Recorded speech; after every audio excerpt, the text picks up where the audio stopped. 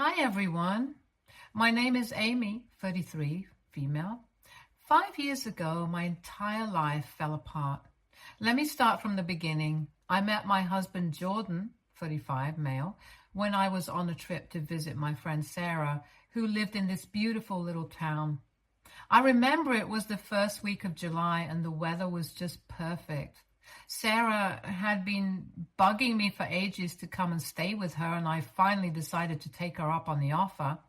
Little did I know that this trip would change my life forever. Jordan lived right next door to Sarah's place. On my first day there, I was sitting on Sarah's porch, sipping iced tea and enjoying the sunset, when I saw him for the first time. He was out watering his plants, looking all calm and content. We made eye contact, and I swear I felt something shift inside me. You know that feeling when you just know something special is about to happen? That's what it was like.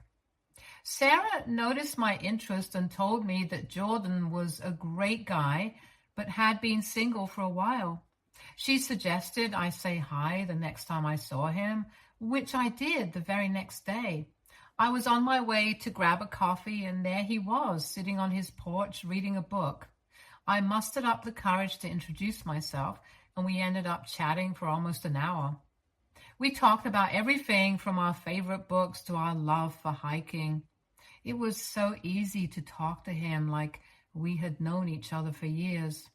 As my trip was coming to an end, I started feeling sad about leaving. On my last night there, Jordan and I went out for dinner. It was nothing fancy, just a cozy little restaurant by the lake, but it was perfect. We talked about our lives, our dreams, and what we wanted for the future. When he dropped me off at Sarah's place, we shared our first kiss. It was like something out of a movie, fireworks, butterflies, the whole shebang. After I got back home, we kept in touch through calls and texts. It wasn't long before we were spending hours on the phone every night, talking about everything under the sun. We decided to give long distance a shot, and for the next few months, we made it work.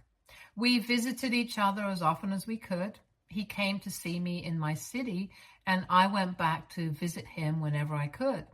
Those weekends together were the highlight of my life at the time.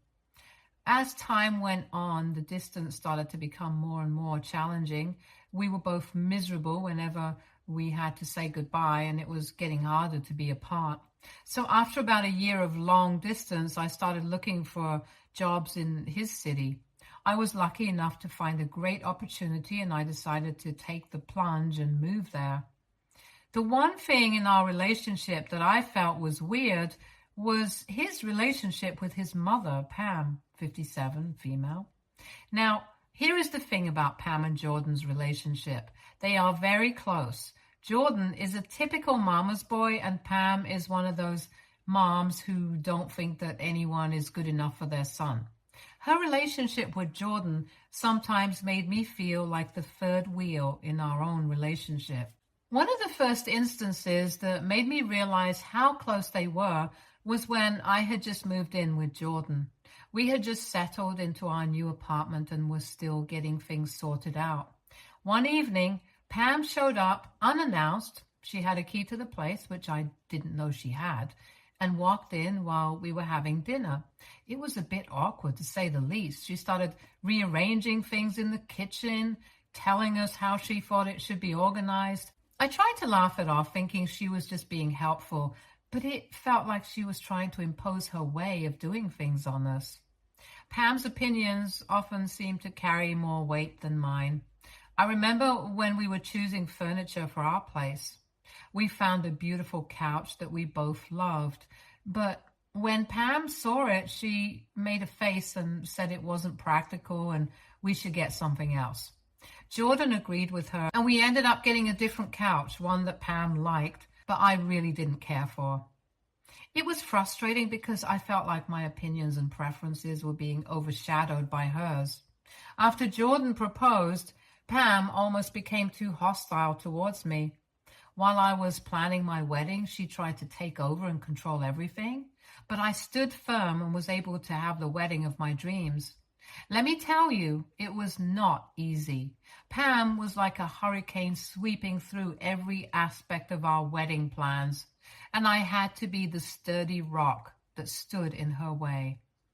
Right after we announced our engagement, Pam started calling me every day with suggestions and ideas for the wedding. At first, I thought she was just being helpful, but it quickly became clear that she wanted to be in charge of the whole thing. She would say things like, "You should go with a traditional church wedding, Amy. It's what our family expects." Now, Jordan and I had already decided we wanted an outdoor ceremony by a lake surrounded by nature. It was something that meant a lot to both of us, but Pam wasn't having it. She even went as far as to book a church and arrange a meeting with the pastor without consulting us. Then there was the issue with the dress. I had found the perfect dress, a simple, elegant gown that made me feel like a princess. But when Pam saw it, she wrinkled her nose and said, "Oh, that's nice, but don't you think it's a bit plain? You should go for something more extravagant, like a ball gown." She actually took me to another bridal shop and tried to get me to buy a huge puffy dress that looked like it came straight out of a fairy tale. It wasn't me at all, and I had to firmly tell her that I was sticking with my choice.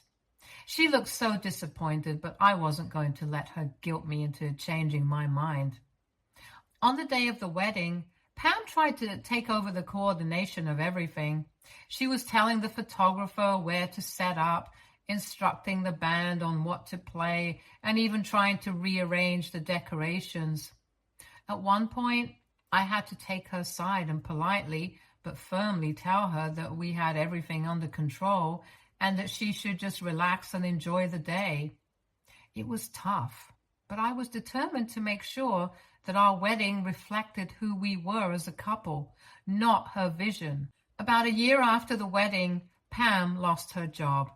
She was working as a manager at a local store, and unfortunately, the store shut down. It was a tough time for her, and she was pretty shaken up. Jordan and I talked it over and agreed that until she could find another job, we would help her out with the rent. Pam's place wasn't too far from us, so it made sense to help her out rather than have her stress about finances on top of everything else. Pam started looking for a new job, but she kept complaining that it was hard to find one because of her age. She said, "No one wants to hire someone in their late 50s. They all want young people." At first, I felt really bad for her and tried to be as supportive as possible. I even helped her update her resume and coached her on how to answer interview questions. But after a few weeks, I started to notice a pattern. Every time she went for an interview, she would come back with a story about how the interviewer didn't seem to like her or how the job wasn't a good fit because the company seemed too disorganized. She would say things like, "I can't believe how unprofessional these people are," or "I don't want to work for a place that doesn't have its act together." It began to feel like she was finding excuses not to take any job that came her way. A year passed and Pam still hadn't been able to get a job. We were still continuing to pay her rent, and it was starting to really take a toll on our finances. But then things changed in a big way. I found out I was pregnant. It was the happiest day of my life. I had always wanted to be a mother, and knowing that I was going to have a baby made everything seem brighter. Jordan and I were over the moon with excitement, and we started preparing for our little one's arrival right away. When I was about 8 months pregnant, I decided it was time to take my maternity leave. I worked in sales, and while I still received my basic salary during my leave, my main source of income was from the commissions, which stopped as soon as I went on leave.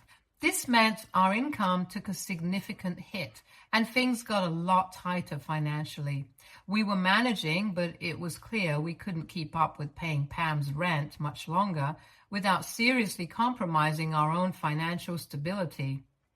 As my due date approached, the stress of our financial situation started to weigh heavily on me.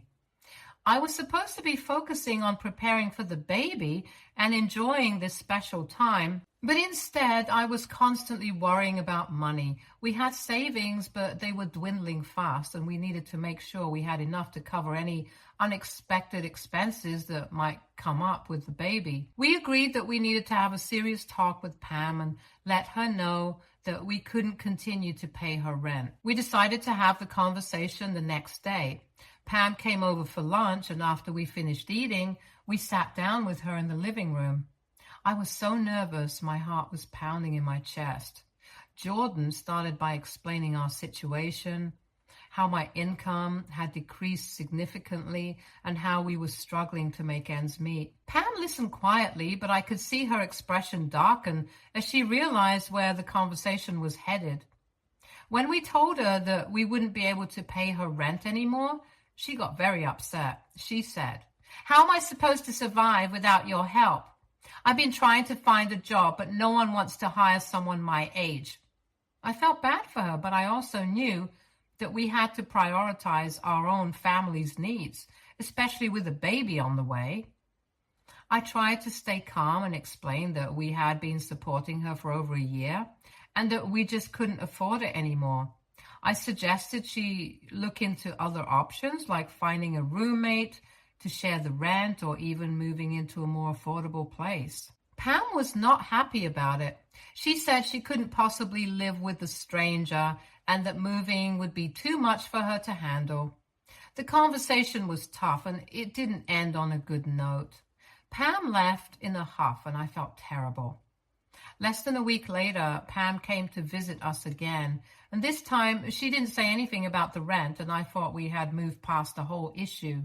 She seemed calm, and we had a nice chat about the baby and other light-hearted topics. It felt like a weight had been lifted off my shoulders, and I was relieved that things seemed to be getting better. But then, after she left, something strange happened. Jordan got a call from her, and I could see his face tense up as he listened. He didn't say much, just a few uh-huhs, and "okay, I'll be there soon." Less than 5 minutes later, he grabbed his keys and told me he had to go out for a bit. I assumed he was going to his mother's place, but I didn't think much of it at the time. Maybe she needed help with something, I thought. Hours passed and Jordan still wasn't back. I started to get worried and tried calling him, but he didn't pick up. I sent him a few texts asking where he was and if everything was okay. All he responded with was a short message saying he wouldn't be home that night and that he'd explain everything later. My heart sank. I couldn't understand why he wasn't coming home or what could be so important that he needed to stay out all night. The next day, I had an important prenatal appointment. Jordan was supposed to accompany me, but he didn't show up, so I went alone. Everything went fine at the appointment, and I was looking forward to sharing the updates with him. But when I got back home, I was greeted by a shocking sight. My stuff was on the porch. Clothes, books, everything. There was a note taped to the door from Jordan. It said he knew I cheated and that he wasn't the father of the baby.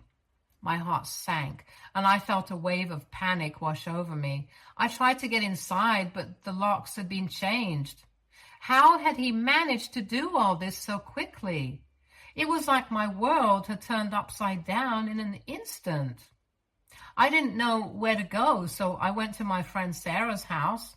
She lived right next to us, and I hoped she could help me figure out what to do. When I knocked on her door, she took one look at me and knew something was terribly wrong. She let me in, and as soon as I started telling her what had happened, she was just as shocked as I was.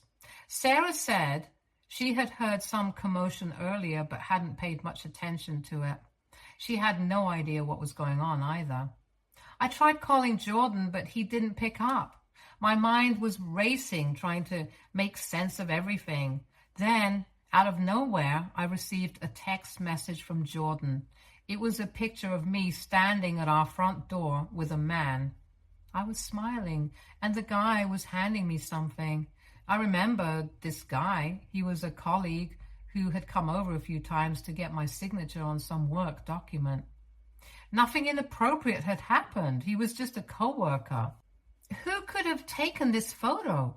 I was so confused and hurt. I texted Jordan, trying to explain that the man in the picture was just a colleague from the office and that nothing had happened between us. But Jordan didn't believe me. He just replied saying he wanted a divorce and that he couldn't trust me anymore. It felt like a dagger to the heart. I couldn't believe it took so little to destroy our relationship. Trust me, I tried my best to explain everything and reassure him, but it was like he had already made up his mind. Something had changed in him and he wasn't ready to listen to me at all. A few weeks later, I was still living at Sarah's house. I was trying to keep myself together, but it was hard with all the stress and uncertainty hanging over me. I did make plans to move back to my parents' place for a while to get some stability, but I couldn't travel right now because of how far along I was in my pregnancy. It just wasn't safe for me or the baby. I needed help, so I asked my mom to come and stay with me. She flew in the next day, and it was such a relief to have her by my side during this difficult time. My mom helped me find a small apartment nearby. It wasn't much, but it was a place where I could start over. I used what little money I had saved to sign the lease, and my parents generously loaned me some money to help with the baby's expenses. They have been my rock through all of this, and I couldn't have made it without them. It was a humbling experience relying on my parents like this, but I was grateful for their support. I had to deliver my baby without my husband. My mom was there, but I still felt so alone. After a month later, I was still trying to reach out to Jordan, texting him, sending him photos of our baby boy, and doing everything I could to make him believe that he was the father. I kept telling him that we could get a paternity test and that all I needed was a sample of his hair, but he wasn't even willing to try that. It was like he had completely shut me out. Then one day, out of the blue, he sent me divorce papers. I was furious and heartbroken at the same time. I didn't know what to do. I felt so helpless and abandoned.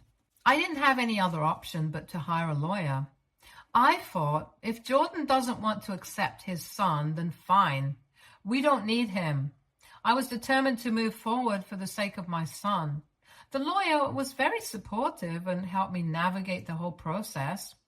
I decided to include a clause in the divorce papers stating that Jordan was relinquishing his rights as a father. I was shocked when he happily signed the papers without any objections. It was like he didn't even care. Within a few months, we were divorced.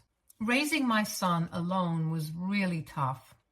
There were sleepless nights, endless diaper changes, and moments when I just felt completely overwhelmed. If it wasn't for my mom, who actually came to help out with the baby, my dad, who helped financially, and my friends, who helped me stay sane through it all, I would have lost my mind. My mom stayed with me for several months, helping with everything from feeding to midnight cuddles. She was my rock, always there to pick me up when I was feeling down and to remind me that I wasn't alone in this journey. My dad was amazing too. He provided financial support, which was a huge relief. Being a single parent with a newborn and trying to make ends meet was incredibly stressful, but knowing that my dad had my back made it a bit easier to breathe. My friends, especially Sarah, were my lifeline. They checked in on me, brought meals, took me out for coffee just to get me out of the house. They kept me grounded and gave me the strength to keep going, even though things got really tough. However, despite all the support, I became deeply depressed when I found out that Jordan was already getting married. Yes, within a year of us separating, he was tying the knot with someone else. It hit me like a ton of bricks. I couldn't help but think that he was with this new girl while he was still married to me. It all started to make sense, why he was so unwilling to listen to me when I tried to explain the truth about the situation with our baby. He just wanted a way out of our marriage so he could walk out on me and our child. It took me a while, but I finally managed to pick up the pieces of my life after everything fell apart. After Jordan kicked me out and filed for divorce, I leaned heavily on my parents and friends for support. They helped me find a small apartment where I could settle in with my newborn son. Financially, things were tough at first. I had to get back to work soon after giving birth, despite the challenges of being a single mom. The parents helped out with childcare, and gradually I was able to stabilize our situation. It was hard juggling work and motherhood, but every smile from my son made it all worth it. A few years down the line, I attended a work conference where I met Austin, 33, male. We hit it off instantly, but I was cautious after everything I had been through. He was patient and understanding, never pushing me to open up before I was ready. We started spending more time together, and before I knew it, I was falling for him deeply. Austin was different from anyone I had ever known. He was supportive of my past and was genuinely interested in building a future together. He treated my son as his own, which meant the world to me. After dating for a while, we decided to take the next step. Last year, we got married at a beautiful outdoor ceremony hosted at a friend's property. It was an intimate affair with close friends and family. Walking down the aisle with my son beside me and Austin waiting at the end was a moment I'll cherish forever. It felt like we had finally become the happy family I had always dreamed of. Since then, life has been good to us. Austin and I continue to support each other through thick and thin. He's been a wonderful father figure to my son, and seeing them bond melts my heart every day. We've created a loving, stable home where my son can thrive, and couldn't be more grateful. Last month, out of the blue, I received a text from Jordan. Honestly, seeing his name pop up on my phone brought back a flood of emotions, anger, hurt, and a touch of curiosity. I didn't respond and immediately blocked his number. I thought that would be the end of it, but then things took an unexpected turn. A few days later, I heard a knock on my door. To my shock, there stood Jordan. I hadn't told him where I lived, so I had no idea how he found me. He asked to talk, saying he just wanted a few minutes of my time. I was hesitant, but eventually I let him in, setting a strict time limit. Jordan started by saying he wanted to see our son and be a family again. My initial reaction was disbelief. After everything that happened, being accused of cheating, getting kicked out, and then the divorce, it was a lot to process. I was shocked and honestly pretty angry. I reminded him of everything he put me through, accusing me of cheating, kicking me out, and then divorcing me. I told him our son already has a father, my husband, Austin, who legally adopted him after we got married. Jordan didn't take this well at all. He argued that Austin is just a stepdad and not our son's real father. Things got heated, and I had to remind Jordan that he willingly signed away his parental rights during our divorce. He got even angrier and refused to leave, insisting on meeting our son. I felt so cornered that I threatened to call the police if he didn't go. Eventually, he left after banging on the door for a while. Since then, Jordan has been bombarding me, my mom, and my friends with calls and messages. I'm feeling overwhelmed and unsure of how to handle this situation. It's like he's trying to force his way back into our lives after abandoning us. Has anyone here been through something similar? Any advice on how to handle Jordan's persistence without putting my family's peace at risk would be greatly appreciated. Thanks in advance for your help. Update 1. Hey everyone, I wanted to update you on what's been happening since I last posted. First, thank you all for your support and suggestions. It really means a lot to me. After Jordan showed up unannounced and started harassing us, I decided to seek legal advice. I contacted a lawyer and explained the whole situation to her. She assured me that legally, Jordan has no rights to my son. She explained that because my husband Austin legally adopted my son after we got married, Jordan's rights as a biological father were effectively terminated when he willingly signed away his parental rights during our divorce. It was a huge relief to hear this from a legal professional. She also advised me on steps I could take if Jordan continued to harass us. She said we could pursue legal actions such as getting a restraining order or taking other measures to ensure our safety and peace of mind. Armed with this information, I feel more confident about handling the situation.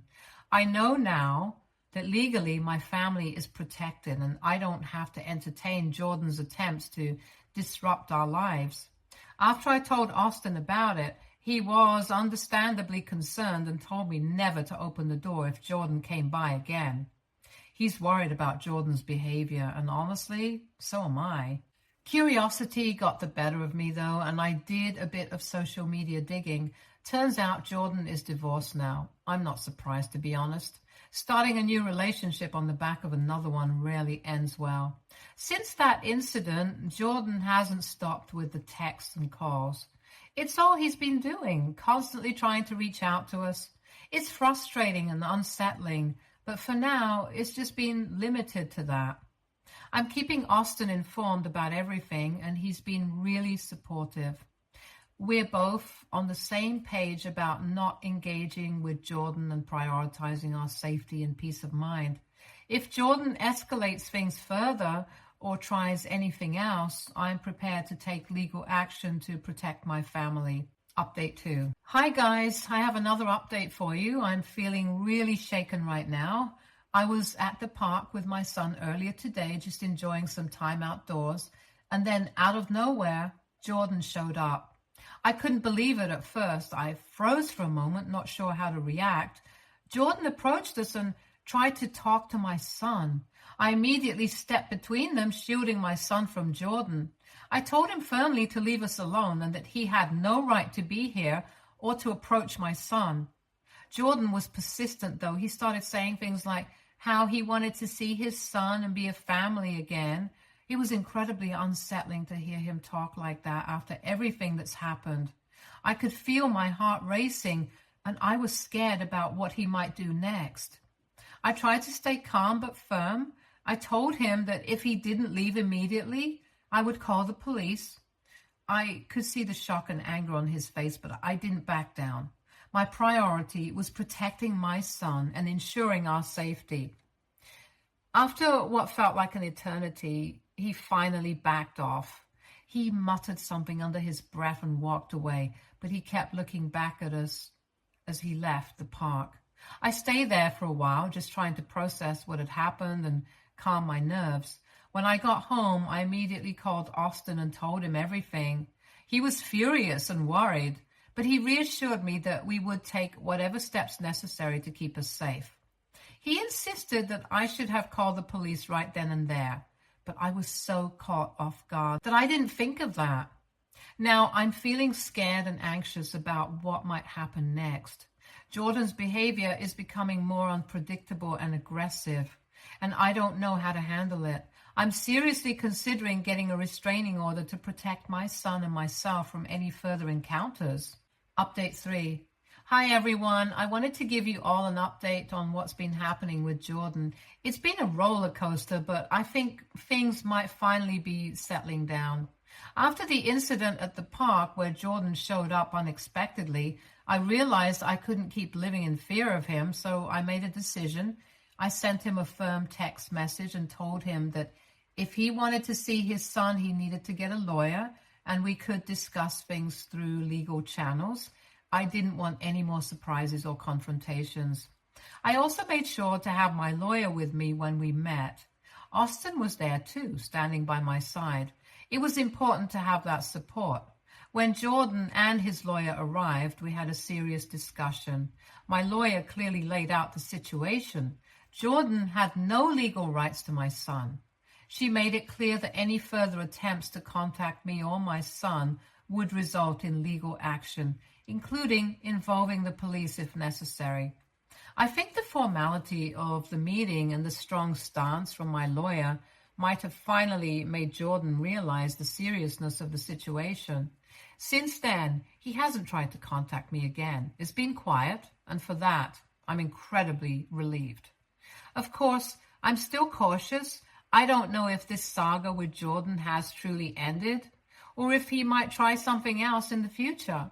But for now, I'm taking it day by day and focusing on moving forward with my family, Austin and my son.